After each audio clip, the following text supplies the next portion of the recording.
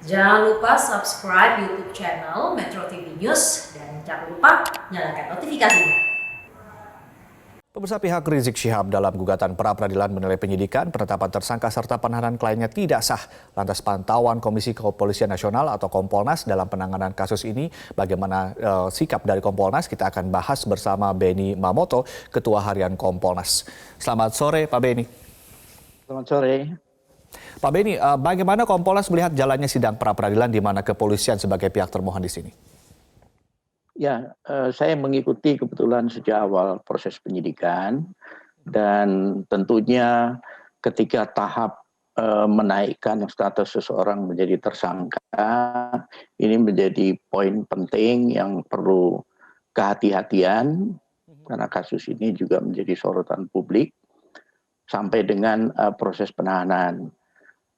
Semua pihak yang tidak puas atau tidak terima dengan penetapan tersangka atau penahanan atau penangkapan, ada mekanisme hukum sendiri yang diatur di KUHP di pasal 77 dan seterusnya, bisa mengajukan gugatan pra-peradilan.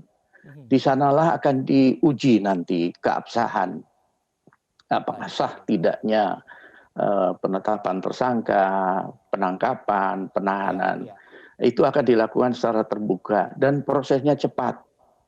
Jadi begitu menerima gugatan, hakim dalam tempo 3 hari sudah harus menetapkan jadwal sidang seperti yang terlaksana hari ini.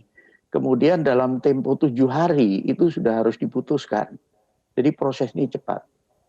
Di era pandemik sekarang tentunya ketika ada pihak-pihak yang tidak puas atau tidak sependapat, mekanisme hukum inilah yang tentunya tepat untuk ditempuh daripada berupa langkah-langkah lain yang nanti berisiko tinggi. Baik, Pak Benny, Anda tadi mengatakan bahwa Pak Benny secara pribadi memantau kasus ini dari awal. Nah, ini juga mungkin bisa pertanyaannya adalah apakah Kompolnas memang ikut memantau tahapan demi tahapan dan memastikan kasus ini dihandle sesuai prosedur, Pak Benny?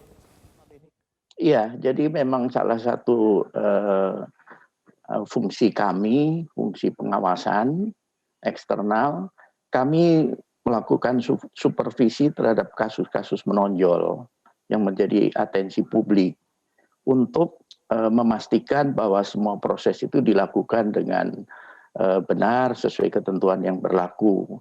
Ini salah satu memang menjadi tugas kami. Artinya sudah sesuai prosedur ya, Pak? Iya. Baik, Pak Benny, ini untuk menguji kekuatan hukum dalam penetapan tersangka ini kan diatur dalam KUHP dan juga putusan MK nomor 21 tahun 2014 yang pada pokoknya adalah penetapan tersangka harus cukup alat bukti, yaitu minimal 2 alat bukti, ada SPDP hingga pemeriksaan calon tersangka atau saksi. Sekali lagi ingin kita konfirmasi dari Kompolnas, dalam hal ini apakah kepolisian sudah melaksanakan semua hal tersebut, Pak?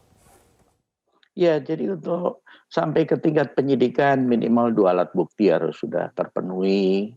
Kemudian juga dalam hal pra-peradilan ini maka kelengkapan administrasi juga akan diuji, keabsahannya dan sebagainya. Jadi ketelitian memang diperlukan, khususnya sekali lagi terhadap kasus-kasus yang menjadi atensi publik, maka penyidik harus ekstra hati-hati.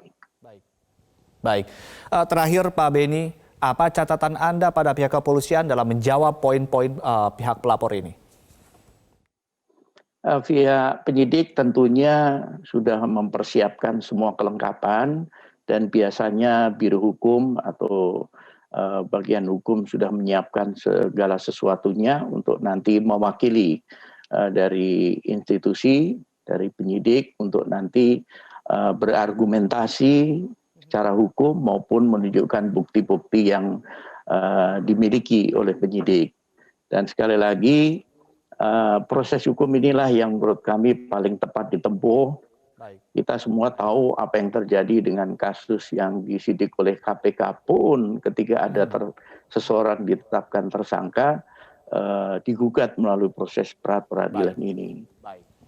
Baik, terima kasih Pak Benny Mamoto telah bergabung bersama kami di Prime Time News.